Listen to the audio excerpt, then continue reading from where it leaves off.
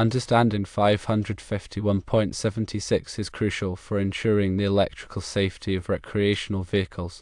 This code specifically addresses the grounding requirements for RV electrical systems. Grounding is a critical safety measure designed to protect individuals from electrical shocks. The primary goal of grounding is to provide a low-resistance path for fault currents to return to the source, thereby tripping a circuit breaker or fuse and energizing the circuit. This prevents dangerous voltage from being present on metal parts of the RV that could be touched by occupants. According to 551.76, the electrical system of an RV must be effectively grounded.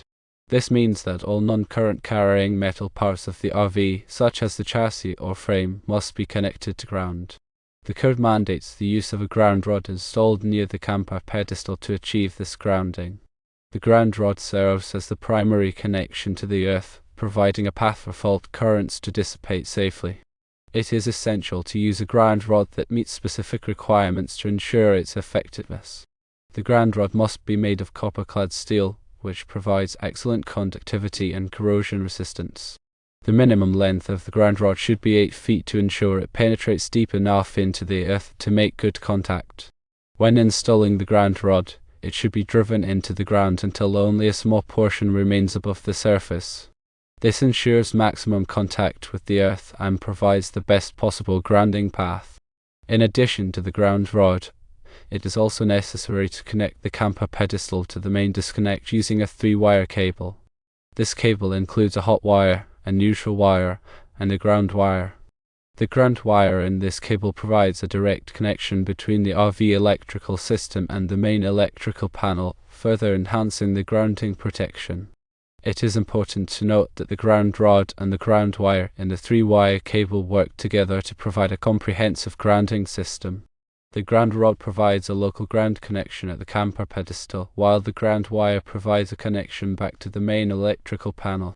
Together, these two components ensure that any fault currents are safely conducted away from the RV and back to the source. To summarize, firstly, 551.76 mandates the grounding of RV electrical systems to protect against electrical shocks. Secondly, this grounding must be achieved through a ground rod installed near the camper pedestal. Thirdly, the ground rod must be made of copper-clad steel and be at least 8 feet long. Fourthly, a 3-wire cable with a ground wire must connect the camper pedestal to the main disconnect. Fifthly, the ground rod and the ground wire work together to provide a comprehensive grounding system. By following these requirements, you can ensure that your RV electrical system is properly grounded and that you and your passengers are protected from electrical hazards. Remember, electrical safety is paramount, and proper grounding is a critical component of a safe RV electrical system. Always consult with a qualified electrician if you have any questions or concerns about grounding your RV electrical system. Ignoring or improperly implementing grounding measures can lead to serious electrical shocks or even fatalities. Therefore, it is essential to take the time to understand and comply with all applicable codes and regulations related to RV electrical grounding. In addition to the specific requirements outlined in 551.76, there are also some general best practices that should be followed when grounding an RV electrical system. Firstly, always use appropriate connectors and fittings when making grounding connections. These connectors should be specifically designed for grounding applications and should be properly installed to ensure a secure and reliable connection. Secondly, regularly inspect all grounding connections to ensure they are tight and free from corrosion. Corrosion can increase the resistance of the grounding path, reducing its effectiveness. Thirdly, never rely on the RV frame or chassis as the sole grounding path. While the frame or chassis may be connected to ground, it is not a substitute for a dedicated grounding system consisting of a ground rod and a ground wire. Fourthly, always disconnect the RV from the power source before working on the electrical system. This will help to prevent accidental electrical shocks. Fifthly, if you are unsure about any aspect of RV electrical grounding, consult with a qualified electrician. A qualified electrician will have the knowledge and experience to properly ground your RV electrical system and ensure that it complies with all applicable codes and regulations. Furthermore, it's crucial to understand the role of overcurrent protection devices such as circuit breakers and fuses in conjunction with grounding. These devices are designed to interrupt the flow of current in the event of a fault, such as a short circuit. When a fault occurs in a properly grounded system, the fault current flows through the grounding path back to the source, causing the circuit breaker or fuse to trip. This quickly de-energizes the circuit, preventing further damage and protecting individuals from electrical shock. Without proper grounding, the fault current may not be able to flow back to the source, which can prevent the overcurrent protection device from tripping. This can leave dangerous voltage present on metal parts of the RV, posing significant electrical shock hazard. Therefore, grounding and overcurrent protection work together to provide a comprehensive electrical safety system.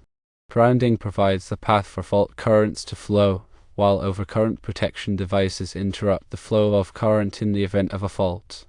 Both of these components are essential for ensuring the electrical safety of an RV.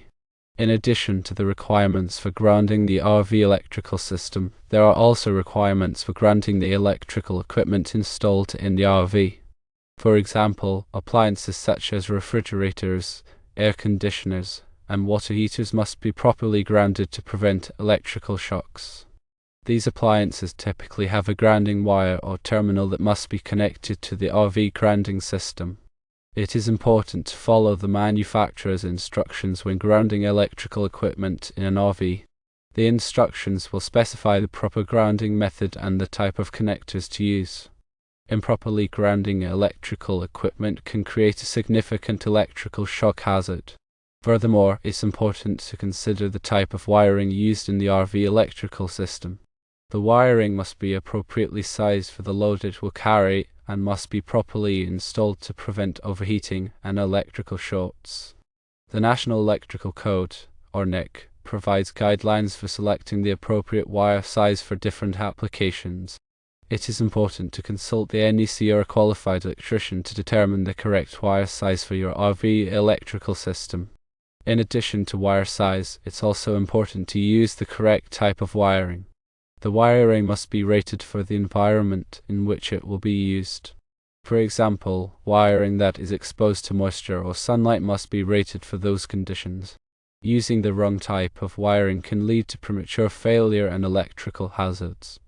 Regular maintenance of the RV electrical system is also essential for ensuring its safety and reliability. This includes inspecting the wiring for damage, checking the grounding connections for corrosion, and testing the overcurrent protection devices to ensure they are functioning properly. It is also important to have the RV electrical system inspected by a qualified electrician on a regular basis. A qualified electrician can identify potential problems and make recommendations for repairs or upgrades. By following these maintenance practices, you can help to prevent electrical problems and ensure the safety of your RV. In conclusion, understanding 550.1.76 and following the grounding requirements outlined in the code is crucial for ensuring the electrical safety of recreational vehicles. By properly grounding the RV electrical system, you can protect yourself and your passengers from electrical shocks and other electrical hazards. Remember to use a copper-clad steel ground rod that is at least 8 feet long. Connect the camper pedestal to the main disconnect with a 3-wire cable and regularly inspect the grounding connections for corrosion. If you have any questions or concerns about RV electrical grounding, consult with a qualified electrician. Always prioritize electrical safety and take the time to understand and comply with all applicable codes and regulations. Furthermore, it's beneficial to understand the broader context of electrical codes and standards that govern RV electrical systems. The NEC, specifically Article 551, provides comprehensive requirements for electrical installations in recreational vehicles and recreational vehicle parks. This article covers a wide range of topics, including wiring methods, overcurrent protection, grounding, and bonding. Understanding the relevant sections of Article 551 can provide valuable insights into the safe and proper installation and maintenance of RV electrical systems. In addition to the NEC, there may also be state and local codes that apply to RV electrical systems. It is important to check with your local authorities to determine the specific requirements in your area. These codes may vary depending on the location and may be more stringent than the NEC in some cases. Staying informed about the applicable codes and standards is essential for ensuring that your RV electrical system meets all safety requirements. Moreover, consider the specific needs and requirements of your RV when designing and maintaining its electrical system. The size and type of RV, the amount of electrical load, and the intended usage patterns can all influence the design and implementation of the electrical system. For example, a larger RV with more appliances will require a more robust electrical system than a smaller RV with fewer appliances. Similarly, an RV that is used for full-time living will have different electrical needs than an RV that is only used for occasional weekend trips.